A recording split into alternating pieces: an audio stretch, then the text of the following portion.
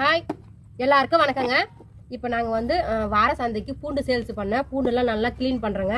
இந்த பாருங்க, பூண்டு தோல்லாம் நீக்கிட்டு நல்லா பூண்டு வந்து பார்க்கறதுக்கு நல்லா பார்க்கறதுக்கு சொல்லியா இருந்தால் அருமையாக வாங்கிப்பாங்க. அந்த பூண்டு வந்து சேல்ஸ் பண்ணுறதுக்கு 80லேருந்து 100 ரூபாய்க்கு சேல்ஸ் பண்ணலாங்க.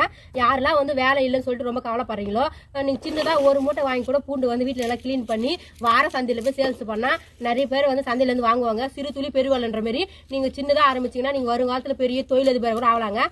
நாங்களும் சின்னதாக ஆரம்பிக்கிறோம் பிஸ்னஸ். இன்னும் நாங்களும் தொழிலதிபர் ஆகலை. வருங்கால தொழிலதிபர் ஆகணும் நம்பிக்கை இருக்குது.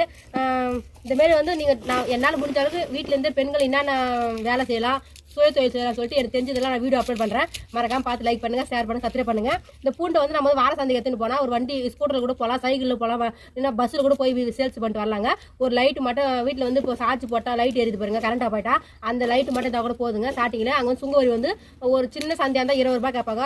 20லேருந்து 500 ரூபாய் வார சந்தையில் ஒரு நாளைக்கு காசு கேட்பாங்க. ஒரு ஊருங்களில் தான் மட்டும் சந்தை இருக்காது, காசு இருக்காது. நீங்கள் அந்தமாதிரி டைமில் சந்தை காசு இருந்தால் குத்துட்டு வியாபாரம் பண்ணிட்டு வாங்க. உங்களுக்கே வந்து நிறைய ஐடியா தோணும். பக்கத்தில் என்ன விற்கிறாங்க, எதுக்கு என்ன விற்கிறாங்க பாருங்கள். யாருக்கு நிறைய வியாபாரம் ஆகுதோ அந்த வியாபாரத்தை போட்டு நீங்களும் வியாபாரம் பண்ண கற்றுக்கோங்க. பாய்ங்க, சிரிக்கிறா. ஒரு பெண்ணுக்கு நல்ல கணவன் அமைச்சிட்டா போதுங்க, அவங்க நிறைய சாதனை பண்ணலாம். எனக்கு வந்து நல்ல கணவர் கிடைச்சிட்டாரு, நான் நிறைய சாதனை பண்ணணும்னு நினைக்கிறேன்.